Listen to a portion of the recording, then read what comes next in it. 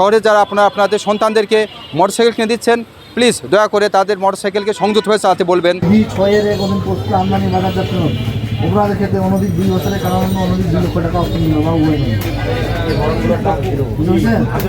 না স্যার, আশা করছি না স্যার, আমি জিনিসটা জানি স্যার।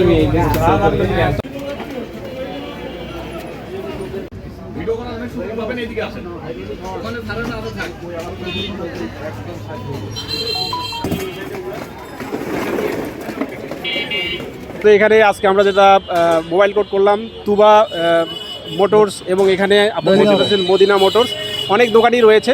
আমরা আজকে এই দুটোতে মোবাইল কোড করেছি এবং সেখানে আমরা তুবা মোটরসে প্রায় 156টা আইটেম পেয়েছি হাইড্রোলিক হর্নের, এবং এই তুবা মোটরসে প্রায় 50টার অধিক 20টার অধিক হাইড্রোলিক হর্ন পেয়েছি, যেগুলো মূলত আমাদের আইনে শব্দ দূষণ বিধিমালায় বিক্রি করা নিষেধ। বিক্রি, মজুত, বাজাতকরণ, আমদানি এসবই নিষেধ।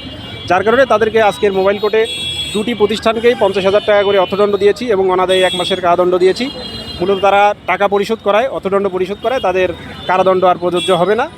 এতটুকুই। আমরা সামনের দিনগুলোতে সকল দোকানদারকে আমরা মেসেজ দিতে চাচ্ছি যে তারা যেন ফার্দার এ ধরনের কোনো হাইড্রোলিক হর্ন এবং অতিরিক্ত শব্দবর্ধনকারী যন্ত্র মানে বিক্রি না করে এবং কোনো মোটরসাইকেল বা কোনো গাড়িতে মানে সংযোজন করার ক্ষেত্রে সহায়তা না করে।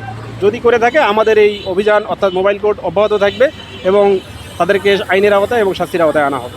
যে আমাদের শহরের উঠতি বয়সের কিছু ছেলেরা তারা তাদের মোটরসাইকেলে উচ্চ হাইড্রোলিক হর্ন সংযোজন করে এবং সাইলেন্সার পাইপে অতিরিক্ত সংযোজন করে বিকট শব্দ করে শহরের প্রধান সড়ক সহ বিভিন্ন আবাসিক সড়কে তারা অতি দ্রুত এগুলো ড্রাইভ করে জনজীবনকে অতিষ্ঠ করে তুলছে।